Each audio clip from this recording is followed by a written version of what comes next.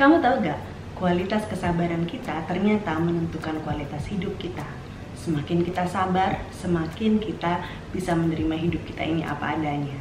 Semakin kita sabar, semakin kita tidak memaksakan apa yang jadi kehendak kita untuk membuat hidup ini jadi seperti yang kita mau.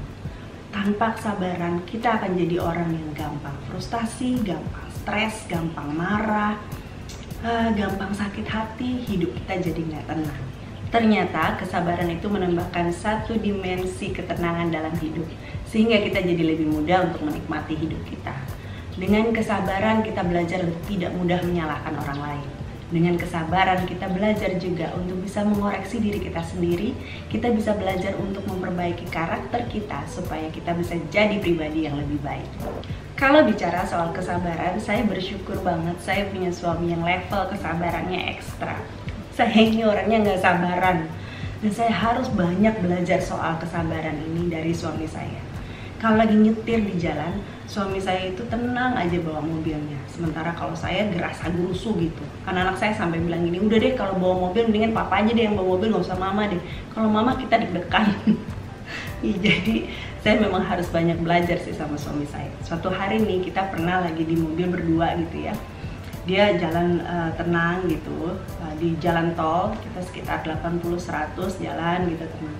Dan kemudian ada mobil yang susul kita dengan keadaannya buru-buru gitu. Cat, dia ambil kanan, ambil kiri, ambil kanan, ambil kiri. Sementara suami saya di satu jalur aja dengan kecepatan yang sama aja gitu.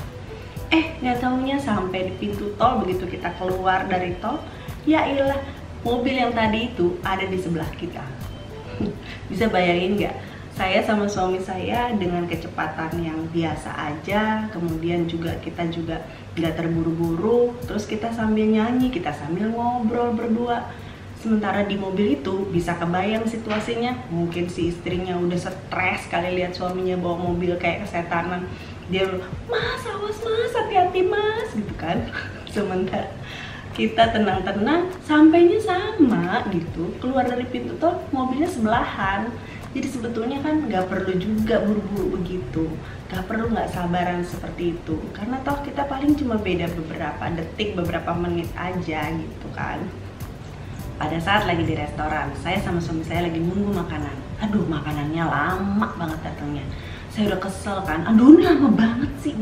Ini udah berapa menit nih kita nunggu nih, makanan yang gak datang-datang. Suami saya cuma bilang gini, udahlah sabar aja. Lalu dia mulai alihkan pikiran saya, dia mulai ajak saya ngobrol gitu ya, sampai saya lupa kalau makanannya datangnya telat gitu. Jadi emang saya harus banyak belajar banget sih dari suami saya soal kesabaran ini. Tapi saya sih sekarang udah jauh lebih sabar dari sebelumnya. Makanya saya mau share beberapa tips buat kamu bagaimana caranya untuk meningkatkan kesabaran kita. Tips yang pertama, cara yang paling sederhana untuk bisa meningkatkan kesabaran kita adalah dengan tarik nafas panjang dan buang pelan-pelan. Saat kita melakukan hal itu, sebetulnya kita sedang meningkatkan kesabaran kita dan memperluas perspektif kita. Kita jadi bisa melihat bahwa masalah yang sebetulnya sedang kita hadapi itu bukan masalah yang besar, mungkin hanya masalah kecil aja. Yang kedua, belajar untuk menerima ketidaknyamanan. Pada saat kita berada dalam situasi yang tidak nyaman, seperti lagi macet atau lagi nunggu giliran, dan pada saat kondisi itu kita tidak bisa ubah, ya kita harus bisa belajar untuk menerima ketidaknyamanan itu. Saat kita belajar menerima ketidaknyamanan, kita sedang belajar untuk meningkatkan kesabaran kita. Tips yang ketiga, kita mengalihkan kekesalan kita dengan melakukan hal yang lain. Saya tuh paling kesel kalau lagi mau meeting, terus ada orang yang peserta meeting yang lain nih yang datangnya telat. Dia seperti tidak menghargai waktunya orang lain, tidak menghargai waktunya peserta meeting yang lain kan. Jadi kita kadang-kadang, aduh nih orang lama banget sih, gue kan ada kerjaan yang lain gitu misalnya.